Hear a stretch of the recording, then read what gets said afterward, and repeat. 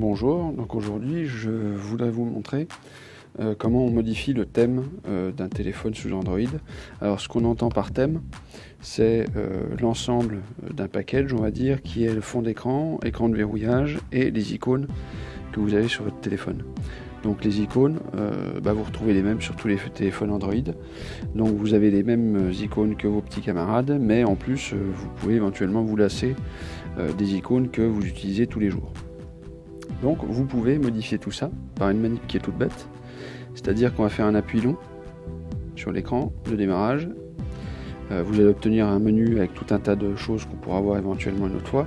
Ce qui nous intéresse ici, c'est donc en bas à gauche, fond d'écran et thème. Par défaut, ça vous ouvre la page des fonds d'écran. Ce qui nous intéresse, ça va être en haut au milieu, donc thème. Et ici, vous allez voir plein de pré-catégories proposées.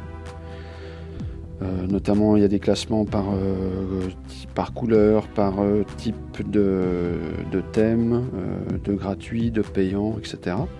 Donc, il y en a une quantité assez intéressante. En l'occurrence, on peut aussi faire des recherches avec des mots-clés.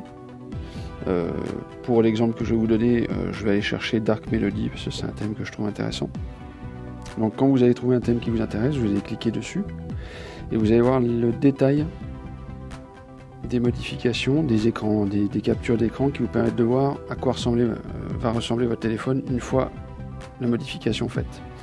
Donc si j'ai un thème qui m'intéresse, je vais cliquer en bas donc, pour le télécharger. En général ça va assez vite parce que c'est des fichiers qui ne sont pas très lourds. Donc on va l'installer. Une fois l'installation terminée, on va me proposer donc d'appliquer la modif à mon téléphone. Voilà. Donc là, si j'applique, on me dit de faire attention parce que je supprime. Alors je supprime pas en fait, mais je remplace mon fond d'écran actuel, etc. Bon, vous le retrouverez toujours quelque part, logiquement. Donc l'installation est assez rapide également. Voilà. Et là, on a bien mes icônes qui ont changé. Même chose ici. Le fond d'écran a été modifié de fait. Alors après, il se peut que vous ayez envie d'avoir les icônes proposées dans le package, mais que le fond d'écran ne vous plaise pas. Auquel cas, vous allez changer votre écran. Alors il y a plusieurs manières, mais là je vais reprendre le même chemin. Appui long, en bas à gauche, fond d'écran et thème. Soit je vais aller piocher des fonds d'écran proposés, soit ici, en faisant tout afficher, je vais pouvoir aller en haut à gauche dans ma galerie, par exemple.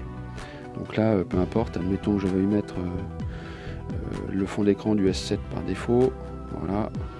On me demande d'ailleurs, quand vous choisissez un fond d'écran, on vous demande si c'est pour l'écran d'accueil, l'écran de verrouillage ou les deux. Je vais le faire pour l'écran de verrouillage. On me propose également de mettre un effet de mouvement si je le souhaite. C'est-à-dire que quand vous allez bouger le téléphone, vous allez avoir une sensation un petit peu de 3 dimensions sur l'image que vous allez mettre en fond d'écran. Je définis mon fond d'écran.